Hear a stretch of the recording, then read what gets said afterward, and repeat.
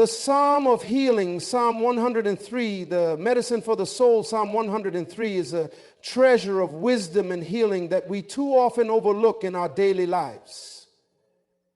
In the very first lines of this psalm, David, the psalmist, offers a profound statement about God's power to heal us, not just physically, but in every dimension of our being. Spirit, mind, and body. He begins with a powerful declaration. Bless the Lord, O my soul, and all that is within me. Bless his holy name. Bless the Lord, O my soul, and forget not all his benefits, who forgiveth all thine iniquities, who healeth all thy diseases. Psalm 103, 1-3, who healeth all thy diseases. How often do we pause to reflect on the depth of this promise? All thy diseases, not just the diseases we can see, the cancers, the heart conditions, the arthritis, but also the diseases of the heart, the mind, and the spirit. We live in a world obsessed with physical healing, and rightfully so. Our bodies are important and the pains we endure are real. Yet Psalm 103 calls our attention to the whole of our being. Healing is not simply about getting a prescription from the doctor or undergoing a medical procedure. True healing, the psalmist speaks of, is holistic. It encompasses our emotions, our thoughts, our brokenness, and our spiritual well-being. This psalm offers us the gift of understanding that God's healing isn't limited to what we can see. It touches every area of our lives, even the areas we don't often think about. Consider the story of a man named John. John had lived with chronic back pain for years. He visited countless doctors, tried physical therapy, and even resorted to surgery, yet the pain remained. After a failed procedure, John found himself in a dark place, struggling not just with his body, but with his purpose, his peace, and his joy. His body was failing him, and with it, his spirit began to wither. One day, in desperation, John opened his Bible and began reading Psalm 103. As he read the words, "Who healeth all thy diseases?" he stopped. He asked himself, what if my healing isn't just about this pain in my back? What if there is something deeper I need to heal? That night, John began to pray, not just for his back, but for his soul. He began to ask God to heal his wounded heart, to release the anger he had held toward others, and to restore his sense of joy and peace. Slowly, over time, John began to experience a change, not just in his body, but in his outlook on life. His back pain didn't disappear overnight, but his spirit grew stronger. The heaviness he had carried for years began to lift. John's experience is not uncommon. Many of us go through life treating symptoms, whether physical, emotional, or spiritual, without ever addressing the root cause. Psalm 103 reminds us that God doesn't just address symptoms, he heals from the inside out. The healing power in this psalm goes deeper than a doctor's diagnosis. It penetrates our very soul. The next part of Psalm 103 says, "Who forgiveth all thine iniquities?" These words are crucial, for they tie directly into the healing we seek. Many times when we experience sickness, whether physical or emotional, there is a deeper issue at play. Often the root cause of disease, suffering, and pain is not simply an ailment, but an unresolved issue in the heart: unforgiveness. Unforgiveness is like a poison. It is a burden we carry that wears us down mentally and emotionally. When we refuse to forgive, we build walls around our hearts. Those walls block healing from flowing into our lives. They distort our thoughts, cloud our vision, and diminish our ability to experience true peace. Holding on to anger or bitterness doesn't hurt the person we refuse to forgive. It hurts us. The psalmist knew this, and that is why forgiveness is the first step in healing. Research backs this up.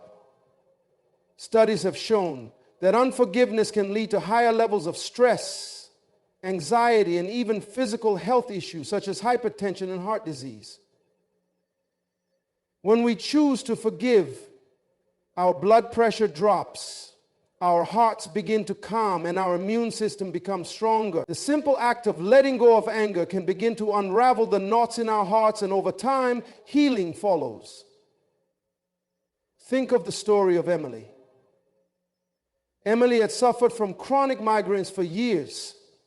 She tried everything, medication, acupuncture, and therapy, yet nothing worked. One day, during a counseling session, Emily's therapist asked her to think about any unresolved anger in her life. As she closed her eyes, the image of her estranged mother flashed in her mind. Emily had not spoken to her mother in years due to years of unresolved conflict. The anger she carried was festering inside her, poisoning her body and mind. Emily made a choice that day. She chose to forgive her mother, not for her mother's sake, but for her own. She took the first step toward emotional freedom, and over time, something remarkable happened. Her migraines, which had plagued her for years, began to lessen. She still had moments of tension, but the constant, debilitating pain that had once defined her life slowly faded away. Forgiveness, like healing, is not a one-time event. It is a process. It is choosing to let go each day.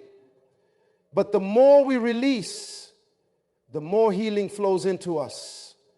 When David wrote, "Who forgiveth all thine iniquities?" he was not just talking about forgiveness from God. He was talking about the kind of forgiveness that sets us free, free from the chains that bind us, free from the wounds of the past. This process of healing through forgiveness is not always easy. It requires courage, vulnerability, and humility. But it is the only way to experience true restoration. The psalmist doesn't say, "Who forgiveth some of your iniquities," but all of them. This means every past hurt, every mistake, every wrong you've carried with you is covered by God's grace. Forgiving others may not immediately take away the pain, but it removes the bitterness that rots your soul. It opens the door to emotional healing. It softens the heart, allowing God's love to fill the spaces that were once hardened by anger, resentment, and regret. And in that space, healing occurs. Consider the profound words of C.C. Lewis, who once said, "To love is to be vulnerable." When we forgive, we make ourselves vulnerable. We allow ourselves to be open to God's grace and healing. Only when we open ourselves fully can we receive the healing that God desires for us. And so if you find yourself struggling today, whether with illness, with emotional scars, or with deep-seated pain, take a moment to reflect on the power of forgiveness. Ask yourself, is there anyone I need to forgive? Is there anyone, including myself, that I need to release from the bondage of unforgiveness? The act of forgiveness is not for the other person. It is for you. It is the key to your healing. Through forgiveness, we reclaim our peace, our health, and our joy. It is the first step in the journey of wholeness, and it opens the door to all the other promises of healing in Psalm 103. The psalmist continues, "Who redeemeth thy life from destruction? Who crowneth thee with loving kindness and tender mercies?" Psalm 103:4. These words may seem simple at first glance, but they carry a profound promise. Redemption is more than just an abstract concept or religious terminology. It is the process of being bought back, restored, and made whole. When we speak of redemption, we are not just talking about an external change. We are talking about a radical internal transformation, a restoration of the soul. There are many people walking around today with broken hearts and wounded spirits. Some of these wounds are visible, others are invisible, but just as painful. Life has a way of knocking us down. People betray us, jobs fail us, loved ones leave us, and our dreams shatter. These experiences can leave us feeling like we are beyond repair, like we are just going through the motions of life with no purpose or direction. Yet the psalmist reminds us that there is a divine promise of redemption available to each and every one of us. Redemption is a promise of being saved from destruction, a promise of being rescued from the wreckage of our past mistakes, regrets, and tragedies. God does not abandon us when we face destruction. He steps in to restore us. The word redeem itself means to buy back, to reclaim, and to restore to its original purpose. It's the same word used when someone purchases a slave's freedom or buys back something precious that was lost. This is the promise of Psalm 103. God is not only able to heal us from physical diseases or emotional wounds, He is also able to redeem our lives from the destruction that sin, regret, and hardship have caused. Your life, no matter how broken it may seem, is not beyond God's redeeming power. Let me illustrate this with a real-life example. Take the story of James, a man whose life seemed irreparably damaged. He had been through a painful divorce, had lost his job, and was struggling with addiction. He felt like a failure, as though everything he had built up in life was crumbling. For years, James wandered through life, hoping for a breakthrough, but never truly believing it could happen. One day he found himself reading Psalm 1 and 3, and when he reached the verse about redemption, something stirred inside him. James realized that in the midst of his mistakes, God had not given up on him. He was not beyond hope.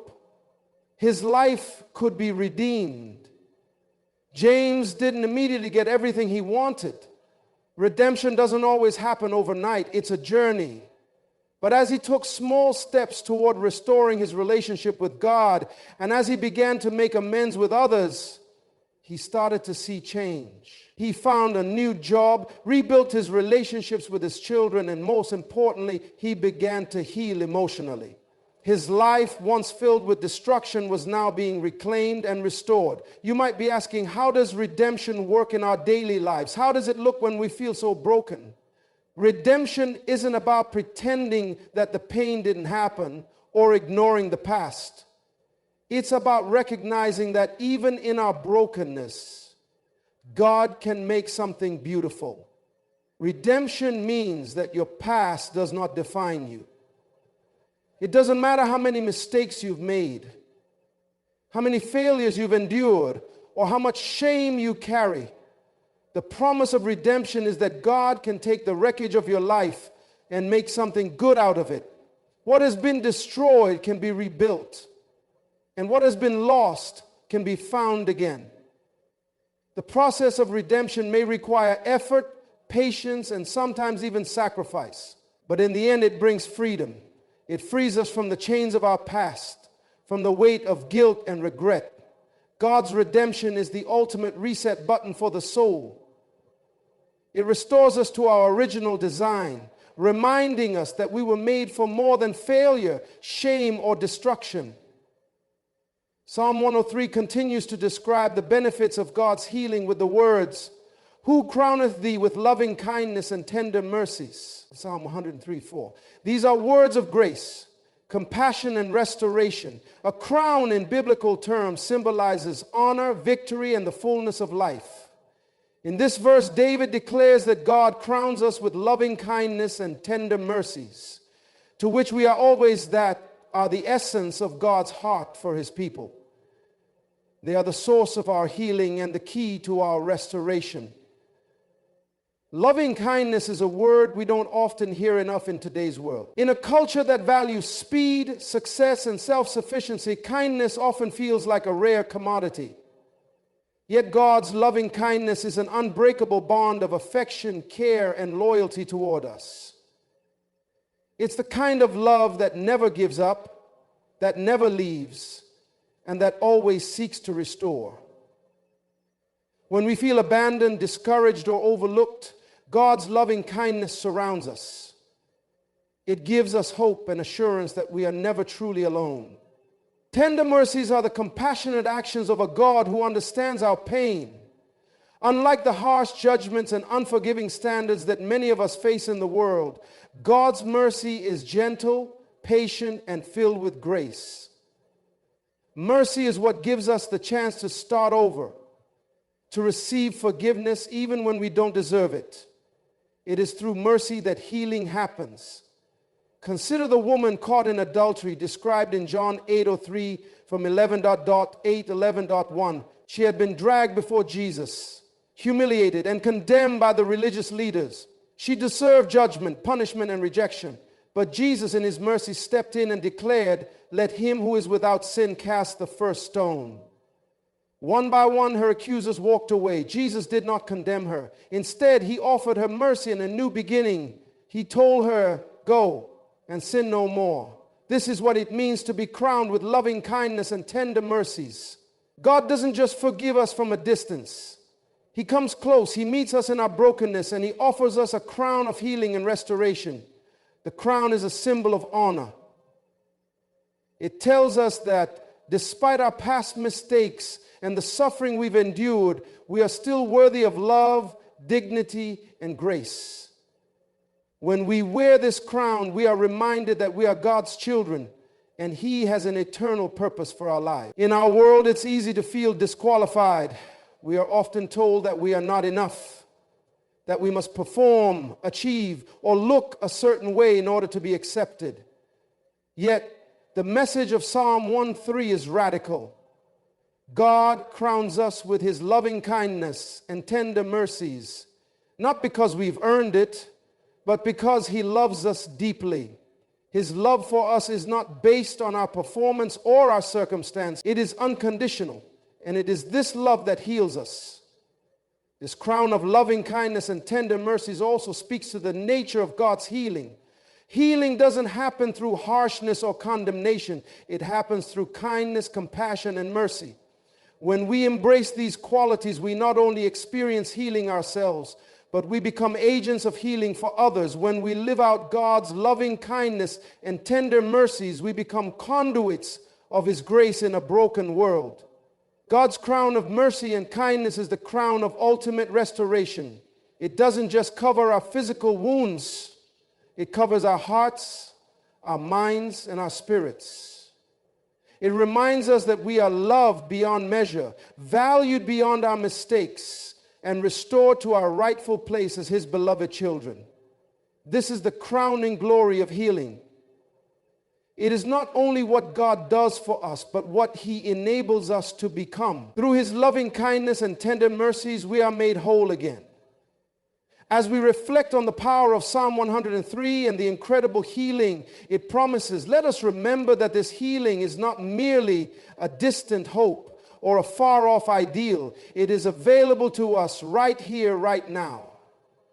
The psalmist's words are a declaration of God's enduring love and his desire to restore us physically, emotionally, and spiritually. When we speak of God healing all our diseases, we are talking about a healing that goes far beyond the body. It's a restoration of the heart, the mind, and the soul. A complete healing that touches every area of our lives. Through forgiveness, we break free from the chains of bitterness, anger, and regret, allowing healing to flow into our hearts. Through redemption, we are reminded that no matter how broken our past may seem, God has the power to restore us and give us a fresh start. And through his loving kindness and tender mercies, we are crowned with grace, dignity, and honor, reminding us that we are worthy of healing and wholeness. God doesn't just heal us and leave us where we are. He transforms us. He heals us so that we can become vessels of healing to others. We are his agents in a broken world, called to extend the same loving kindness and mercy that we have received. So no matter where you find yourself today, whether struggling with physical illness, emotional pain, or spiritual brokenness, remember that healing is within reach. Psalm 103 is not just a beautiful song, it is the blueprint for total restoration. God is not finished with you. You are not beyond his reach, and your life is not beyond his redemption. You are crowned with his mercy, covered by his grace, and promised healing in every part of your being. Embrace this promise, walk in this truth, and allow the healing power of God to transform your life today. You are healed, you are redeemed, and you are loved beyond measure. And that is a truth that will never change. God bless you.